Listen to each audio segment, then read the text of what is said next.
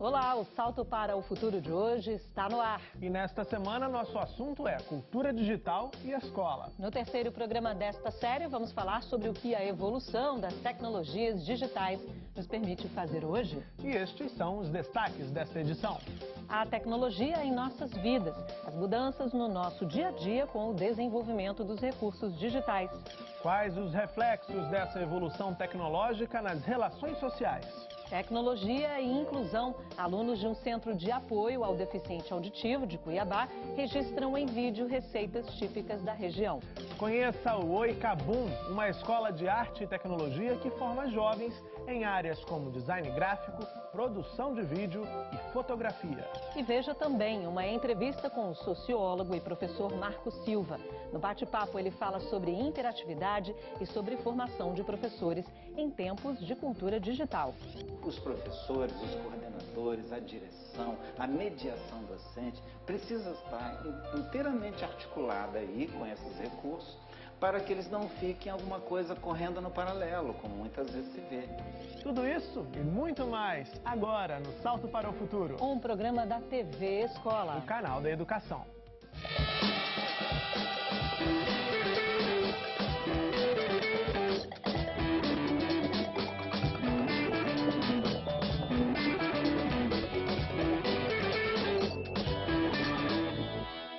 Com o desenvolvimento das tecnologias digitais, algumas expressões têm sido incorporadas e outras substituídas no nosso dia a dia. Veja só, antes, para fazer uma ligação telefônica, se falava discar, lembra? Para escrever um texto de caráter mais oficial, era preciso datilografar.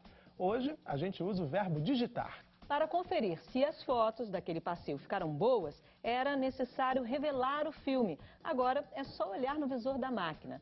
E com o texto? Para apagar aquele errinho, basta deletar. A adoção dessas novas expressões revela como a evolução tecnológica está presente nas mais diversas situações cotidianas.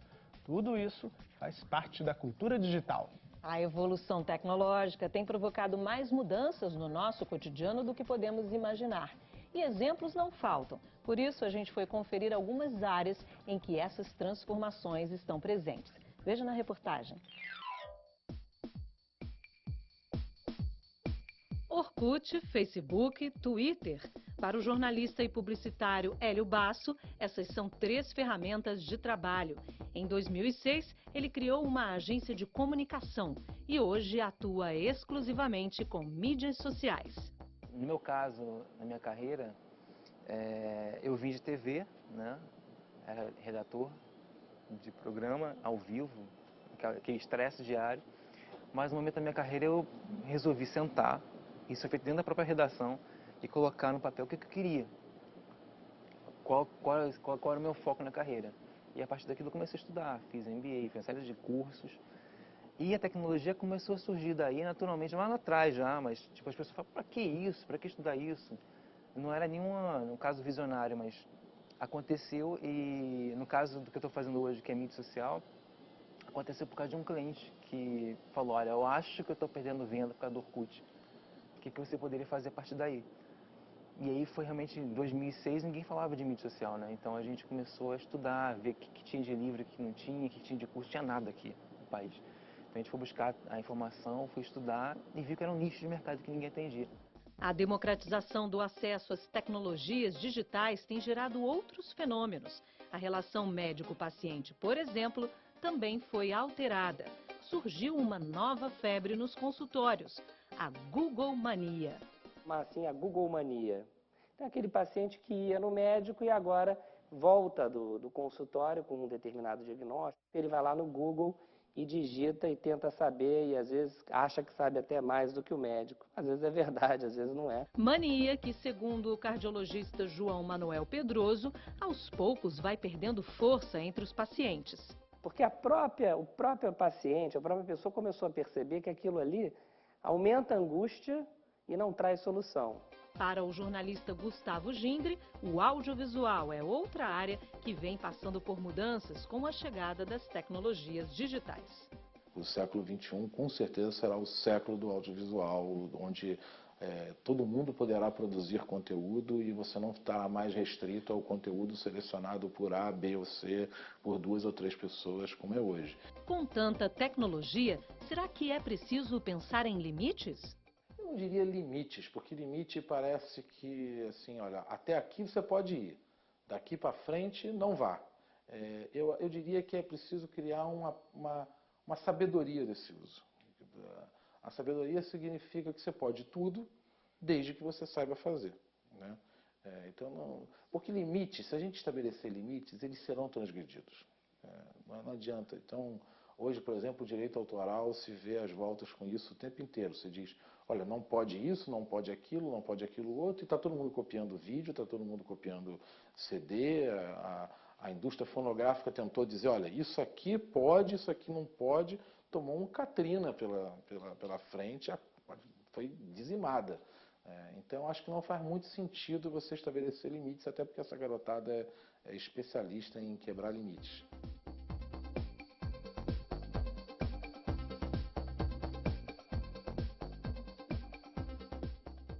Para onde isso vai levar? Não sei, não sei. É um paradoxo que a gente vai ter que tentar resolver como civilização, porque não vai ser fácil. O século XXI vai ser um século interessante. A evolução das tecnologias digitais nos leva a novas possibilidades nas mais diversas áreas, como a gente acabou de ver aí. E entre essas áreas, é claro, está a educação. Vamos falar agora sobre a utilização das novas tecnologias em projetos educacionais. A gente vai conhecer um projeto educativo criado em 2006 na Universidade Bandeirante de São Paulo. É o projeto LoveMe. E são as pesquisadoras Janete Boliti e Lulu Healy que explicam como as tecnologias educacionais podem fazer parte do aprendizado dos alunos, também na área de educação matemática. E ainda, elas apresentam o conceito de tecnologia como prótese. Vamos conferir. LoveMe, expressão de origem inglesa que em bom português quer dizer simplesmente me ame. Em terras brasileiras, LoveMe também é sinônimo de um projeto que trata do aprendizado da matemática. Além de muito amor que a gente tem para dar, mas o LoveMe, na verdade, é a tradução de objetos de aprendizagem em ambientes virtuais na educação matemática. Criado na Universidade Bandeirante, em São Paulo, o projeto trabalha com o conceito de tecnologia como prótese. Prótese, muitas vezes, ela é entendida só como uma falta, alguma coisa que vai reparar uma falta. Então, se a pessoa não tem uma perna, põe uma outra perna, entende isso como uma prótese. A mesma coisa seria a bengala do cego. Por quê? Aonde termina o tato do cego? Na ponta do dedo ou na ponta da bengala? Então, a bengala é um instrumento que está ajudando a modificar essa percepção. Só que a gente, com a tecnologia hoje, está indo além. Então, a ideia é que a tecnologia é uma prótese que ajuda a gente a pensar com ela. No nosso caso, pensar a matemática. No projeto, esse conhecimento matemático é pensado a partir de uma perspectiva inclusiva. O que a gente está pensando é o seguinte, como é que eu posso ter, na mesma sala de aula, já que a ideia é a inclusão, eu posso atender pessoas surdas, pessoas cegas, pessoas videntes, pessoas auditivas. Agora nós estamos com um grupo pensando síndrome de Down também. Então, a nossa ideia é tentar criar coisas que sirvam para mais pessoas utilizarem. Uma dessas ferramentas é a calculadora criada por Lulu Healy, outra coordenadora do projeto. A verdade, todos os nossos projetos, de certa forma, têm um objeto global que é para tentar desenvolver uma matemática que é mais inclusiva, que é mais vivo, que é mais atual para os adolescentes e crianças que estão agora no escola básico. A ideia é para atrair mais pessoas para a matemática. Então, uma dos softwares que nós temos desenvolvido é uma calculadora de cores e musical. E então, a parte de cores foi desenvolvida principalmente pensando nas necessidades de pessoas surdas, que tem uma maneira de trabalhar com matemática que usa bastante o campo visual. Então, nós temos nessa calculadora a possibilidade de representar números por cores em um tipo de quadro, uma pintura abstrato. E para os alunos cegos, nós também incluímos a possibilidade de tocar os números. Então, cada número decimal vai ser a sua própria música.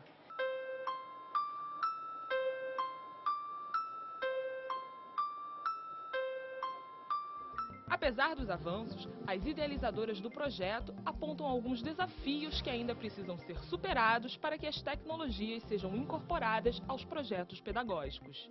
Nós temos muito trabalho ainda, e nós temos mais trabalho ainda em convencer os professores para mudar as práticas atuais, que são baseadas nas tecnologias não de 20 anos atrás, mas de muito mais que isso, e para criar uma nova matemática escolar. Não é só usar a tecnologia que vai resolver o problema da educação, né?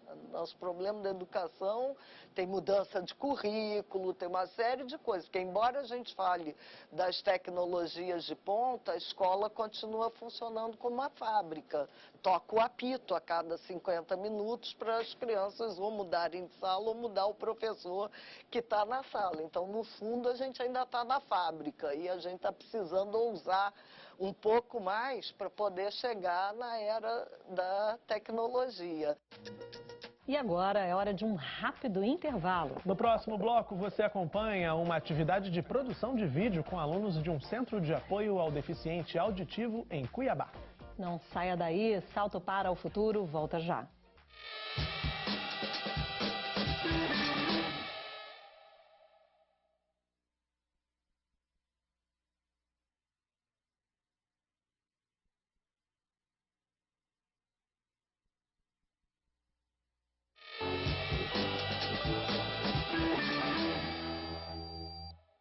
Já estamos de volta e a gente começa este segundo bloco com uma experiência para deixar todo mundo com água na boca. São as delícias culinárias de Cuiabá, Bárbara, preparadas por um grupo de alunos da capital mato-grossense. No projeto Vídeo na Escola, que acontece em um centro de apoio ao deficiente auditivo, a turma registrou passo a passo como são feitos alguns dos mais conhecidos pratos típicos da região. Tecnologia e tradição culinária, ingredientes de uma atividade saborosa que a gente acompanha agora.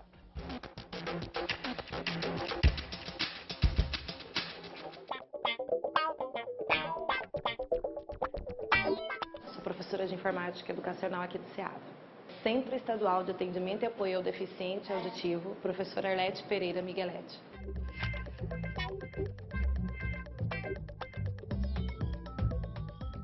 Dentro do laboratório de informática, a gente trabalha todo o conteúdo aplicado em sala de aula. Quando a professora estava fazendo todo esse conteúdo, aplicando todo esse conteúdo em sala, como trazer para o laboratório de uma forma diferente para que esses alunos vivenciassem aquele conteúdo.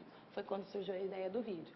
Além de estar vivenciando o processo em si da preparação da comida, foi utilizar a tecnologia, onde tinha câmera digital, elas iam aprender a mexer com a câmera digital, a questão de preparação, de organização do tempo, daquele espaço, organização da comida, preparação, finalização e, ao vir para o laboratório, utilizar o programa específico para isso, de uma maneira coletiva, de uma interação onde vai interagir eu com eles, mais o professor intérprete.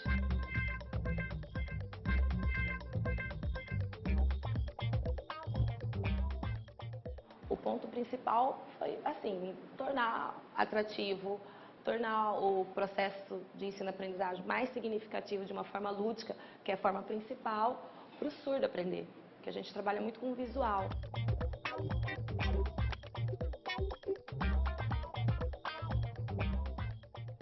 Hoje a gente começou a produção do vídeo procurando separar todo o material para ser utilizado na produção. Os ingredientes, máquina, vestuário das meninas, toda a organização necessária para a produção do vídeo. A próxima etapa foi já fixar as meninas e começar a produção, orientando uma a filmar e outras a começar a fazer a comida.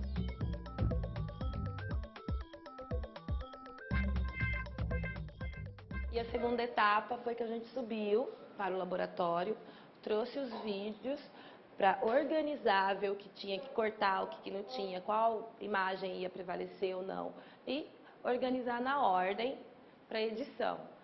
Organizando os vídeos, a gente foi buscar as imagens, né? 2 imagens, uma imagem da comida e uma imagem do SEADA, da sinalização, né? Já pronta para começar.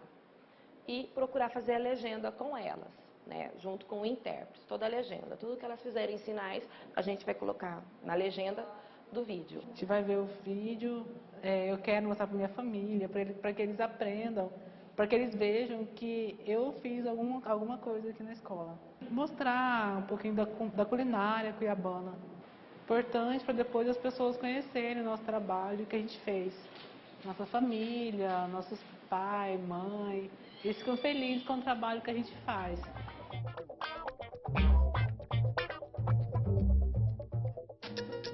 Câmeras digitais, programas de edição de imagens, sites de vídeo na internet.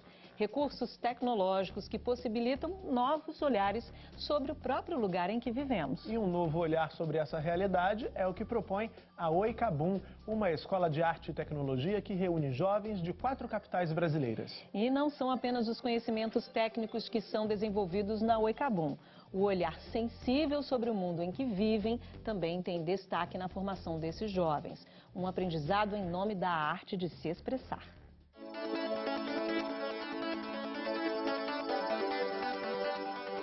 A Oicabum é uma escola que surge agora no início do século XXI.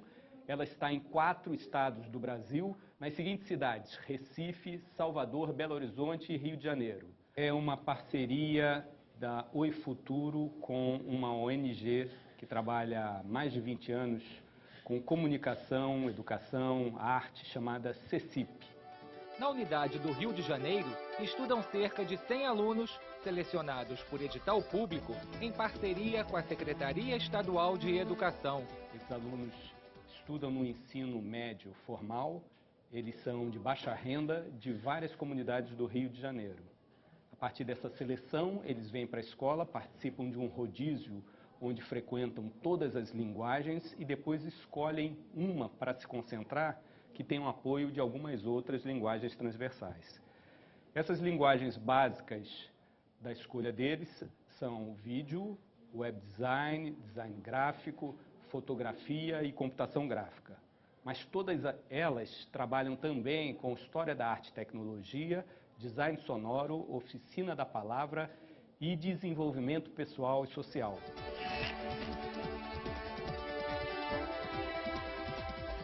A oficina da palavra, ela está presente em todas as turmas, porque a gente entende que a parte de leitura, escrita, interpretação de texto é importante para todas as áreas, né? Então, mas o nosso objetivo é sempre estar caminhando junto com as áreas específicas. Então a gente trabalha a palavra, a produção de texto, a interpretação em todas as linguagens, inclusive em vídeos, roteiros de vídeo. E foi exatamente com os alunos da oficina de vídeo que o professor Lorenzo Aldê trabalhava quando a equipe do Salto visitou a escola. Participo do curso de vídeo, que cabe mais dizer audiovisual, e nós aprendemos a imagem com o som, aprendemos roteiro, criação de roteiro, produção de vídeo, edição de vídeo. Os alunos da Oicabum têm entre 16 e 21 anos de idade. E aqui um dos objetivos é se familiarizar com as linguagens tecnológicas mais recentes do mercado. Quero levar muito daqui para o meu trabalho, colocar em prática os meus sonhos, os meus projetos voltados para a arte, para vídeo, para comunicação. Eu busco na Oicabum uma capacitação profissional, ampliar meu horizonte, meu conhecimento, crescer, viver novas experiências. Ricardo Aleixo é um dos alunos que frequentam a oficina de fotografia. Faço fotografia e eu aprendo nesse curso, além da área técnica, eu aprendo humanismo, com as áreas transversais.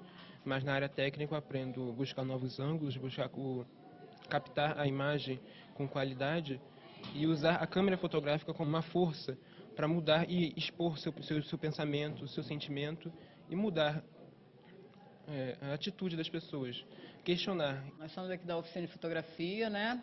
E a proposta é que a gente esteja tornando eles habilitados a trabalharem com fotografia e também a utilizarem a fotografia assim como uma forma de expressão.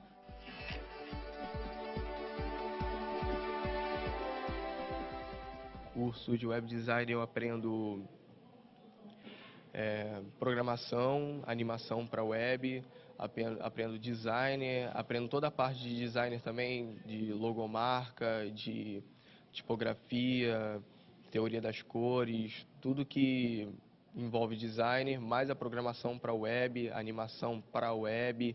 Acho que a funcionalidade da web e todo o marketing digital que eu possa aprender, eu acho que eu aprendo aqui.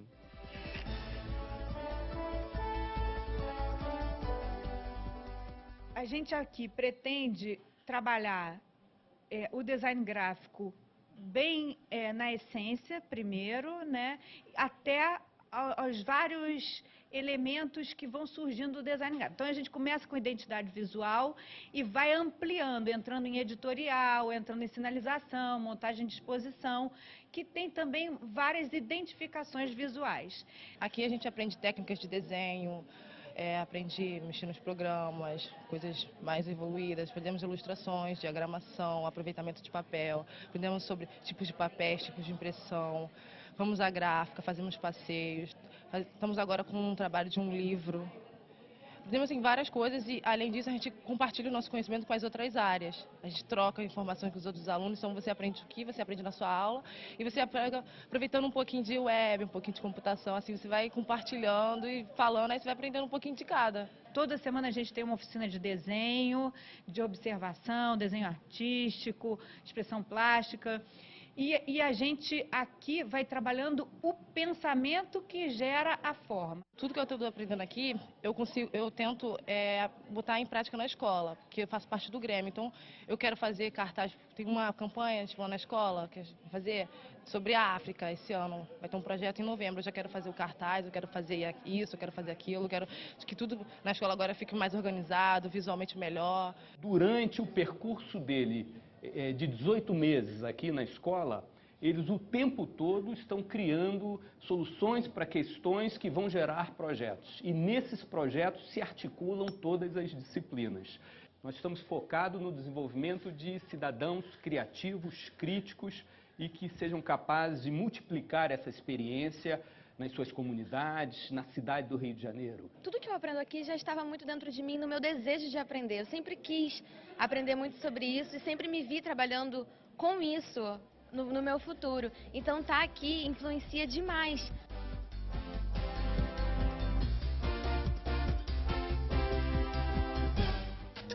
Em 1949. Naquele ano, o escritor inglês George Orwell publicou uma das mais visionárias obras literárias do século XX, intitulada 1984. Nesse livro, o autor narra a influência da tecnologia na vida de toda uma nação. Mas como seria essa sociedade imaginada pelo autor? A população viveria em um regime totalitário, submetida ao controle de um chefe supremo chamado Big Brother, ou Grande Irmão em português. Um ditador que vigiava todos os passos de cada cidadão por meio de câmeras e monitores de TV.